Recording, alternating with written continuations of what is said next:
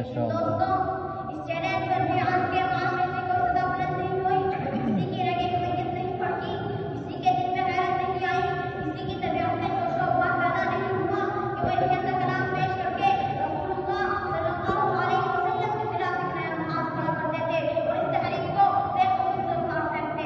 اللہ تبارک و تعالیٰ نے ان کی رگے کی دل کو پھر للکارا، ان کی غیرت پر پھر دہشت بنی کی، ان کے شک و شبہ کو پھر مہمیز لگائی اور صداقت کا اعلان کرتے ہوئے فرمایا وَإِن كُنتُمْ فِي رَيْبٍ مِّمَّا نَزَّلْنَا عَلَىٰ عَبْدِنَا فَأْتُوا بِسُورَةٍ مِّن مِّثْلِهِ وَادْعُوا شُهَدَاءَكُم مِّن دُونِ اللَّهِ إِن كُنتُمْ صَادِقِينَ. کہ اگر تمہیں اس کلام میں ذرہ برابر بھی شبہ ہے اور تم یہ خیال کرتے ہو محمد صلی اللہ علیہ وسلم اسے بنا کر لاتے ہیں تو تم اس جیسی ایک صورت ہی بنا دو اور اپنے کافران باطل کو ساتھ دے لو.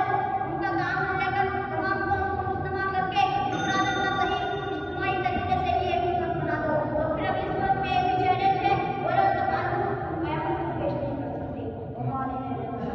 ماشاء اللہ.